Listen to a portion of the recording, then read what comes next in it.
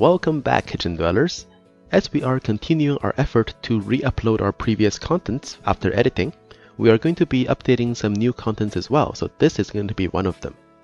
Today we are going to be talking about induction cooking, mainly answering some very popular questions as well as showing you how this thing actually works in a recipe. One of the first questions people ask me about induction cooking is how does it actually work? So we're going to answer that right now.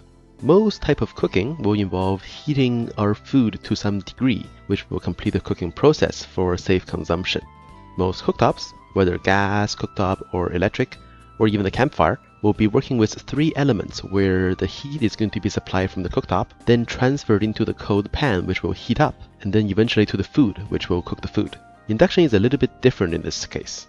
When in operation, the induction cooktop will generate a controlled electromagnetic field which will interact with the iron contents inside of the cookware, in which case there's going to be tiny vibrations generated inside which creates heat and also a low humming sound. This way heat is going to be generated from within the pan itself, eliminating that cold pan as a middleman. Instead, the pan is now the source of the heat, which will heat up your food more directly and more quicker as well. Because there is no active heat transfer between the cooktop and the cookware, we can do things like this. When we insulate the heat from the cooktop and the cookware with a heat resistant oven mat of silicone or something similar, induction cooktop is pretty much safe to the touch because there is no heat generated from here. This will make cleaning really easy because there won't be any active burnt on stains, and also this will make it safer as well so that if there's any little kids or pets around, they won't be able to burn themselves on the cooktop. As there is always more than one side of the story, there are also some limitations to induction cooking as well. First is the cost.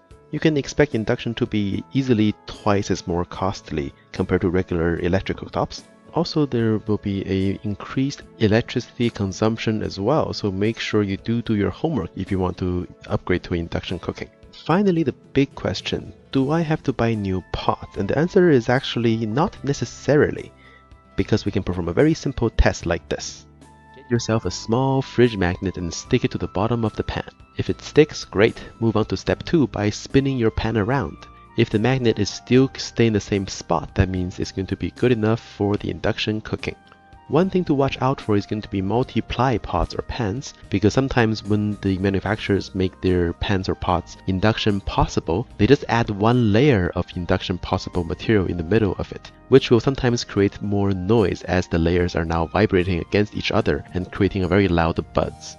If you are unsure, always test the induction cooktop with cast iron as they work great on induction. Once you finally get your induction installed and tested your pans for possible induction use, time to celebrate with some cake maybe.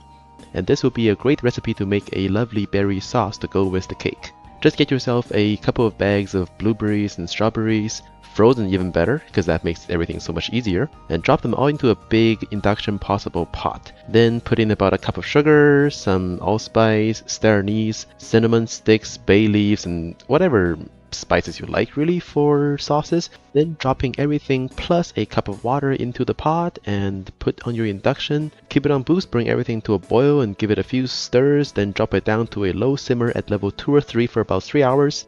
Pick out the spices like cinnamon sticks and whatnot that is not safe for consumption, then you have yourself a big pot of lovely berry sauce. It's actually the same sauce that I have on my thumbnail here, so if you would like to learn about how to use this on a lovely cheesecake, I will be uploading that cheesecake video in the coming weeks as well. See you soon so we can have some delicious berry sauce cheesecake.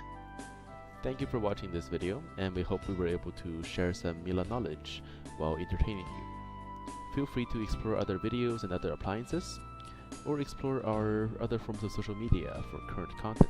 Thank you!